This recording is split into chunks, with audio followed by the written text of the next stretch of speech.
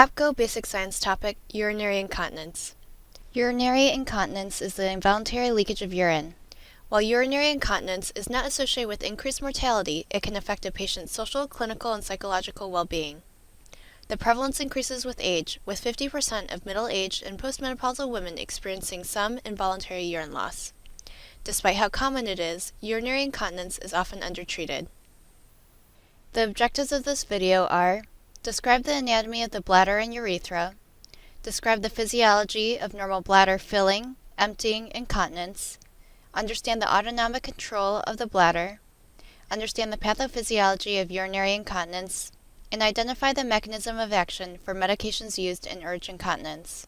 To review the clinical aspects of urinary incontinence, please see the APGO Educational Topic number 37 on pelvic floor disorders. Let's meet our patient. Lynn Continence is a 44-year-old para 4 with past medical history significant for obesity. She has been having bothersome leakage of urine.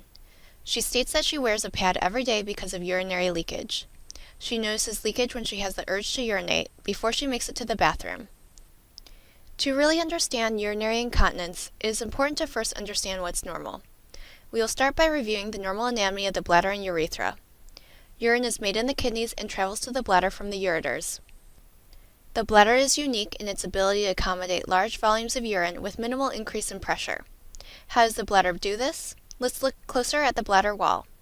The wall contains several layers: mucosal, submucosal, muscular, and adventitia layers. The mucosal layer is impermeable and creates a urine plasma barrier. The lining is also covered with a glycosaminoglycan, or GAG layer, which prohibits bacterial adherence to the bladder. Let's pause, read, and apply. What type of epithelial cells line the mucosa of the bladder? The mucosa is composed of transitional cell epithelium, also known as umbrella cells.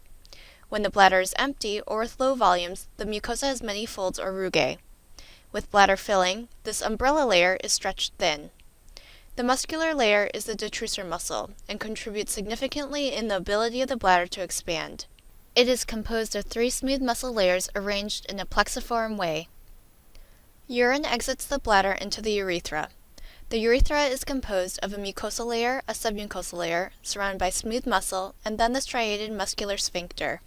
Now that we understand the anatomical function of the bladder and urethra, let's review their innervation. The innervation and communication between these structures is critical in normal filling, emptying, and continence. The innervation includes both somatic and autonomic components of the peripheral nervous system. The somatic system innervates striated muscle and is responsible for voluntary movements. Conversely, the autonomic system innervates smooth muscle and is responsible for involuntary movements. The autonomic system is further broken down into sympathetic and parasympathetic divisions. The sympathetic division acts through epinephrine and norepinephrine on alpha and beta adrenergic receptors and is responsible for the fight or flight response. The parasympathetic division acts through acetylcholine on muscarinic and nicotinic receptors and is responsible for the rest and digest response. Let's take a closer look. The parasympathetic innervation of the bladder arises from S2 to S4 through the pelvic nerve. The pelvic nerve releases acetylcholine and acts on muscarinic receptors at the bladder dome. This stimulates contraction of the detrusor muscle. The sympathetic innervation arises from T10 to L2, synapses in a ganglion, and continues as the hypogastric nerve. The hypogastric nerve releases norepinephrine and acts on beta receptors at the bladder dome and stimulates relaxation of the detrusor muscle. The hypogastric nerve also acts at the bladder neck at the alpha receptors.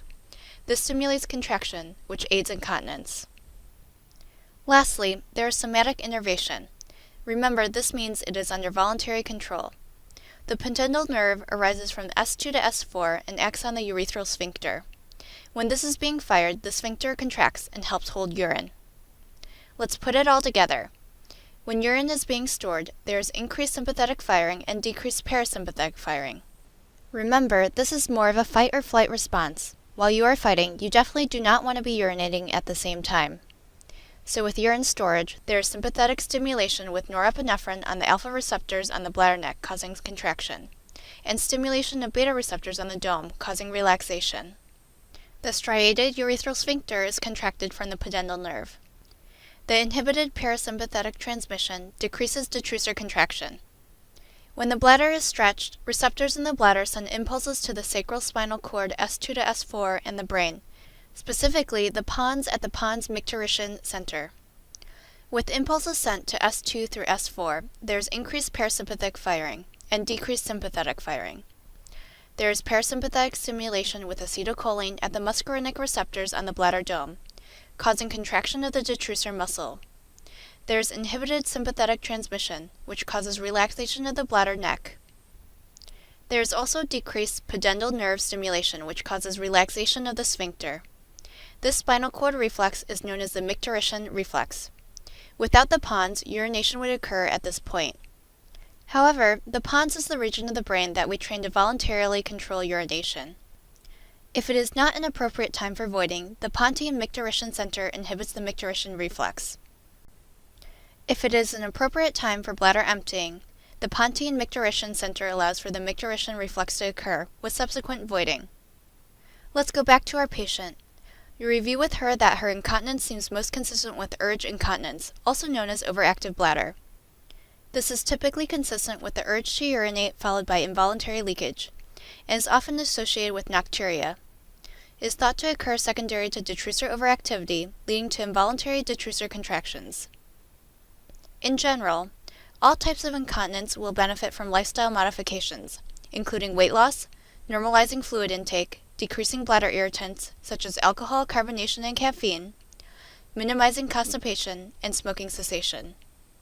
For urge incontinence specifically, treatment includes behavioral therapy such as bladder training and prompted voiding, as well as medications such as beta-adrenergic agents and antimuscarinic medications, which decrease detrusor contractions.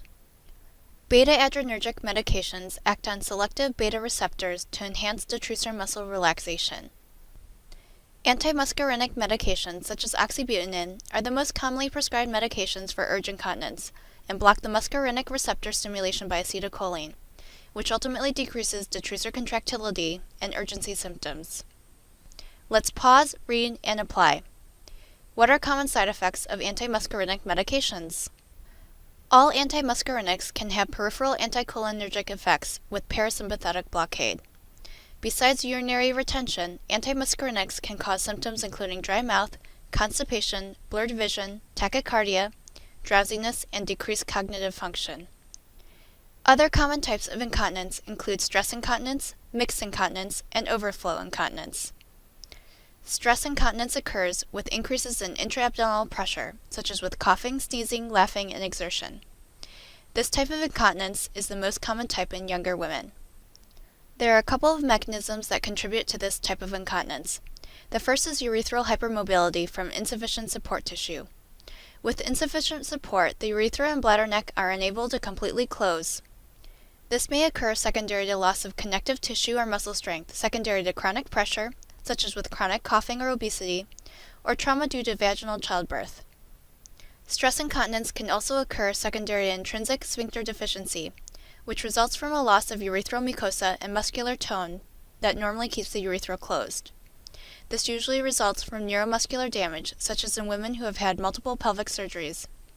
Treatment options include Kegel exercises, physical therapy, pessaries, urethral bulking agents, and surgical treatments, such as a mid-urethral sling. Mixed incontinence is when women have symptoms of both stress as well as urge incontinence. Overflow incontinence results in continuous leakage or dribbling in the setting of incomplete bladder emptying. Etiologies include detrusor underactivity, such as secondary to age, smooth muscle damage, peripheral neuropathy, and damage to spinal detrusor nerves, as well as bladder outlet obstruction, such as from fibroids or pelvic organ prolapse. Treatment is aimed at the underlying impairment, as well as with possible intermittent straight catheterization, such as with spinal cord injury patients. This concludes the APGO Basic Science video on urinary incontinence. We have covered a lot, including bladder and urethral anatomy and innervation, the physiology of continence and micturition, and the pathophysiology and treatment of urinary incontinence.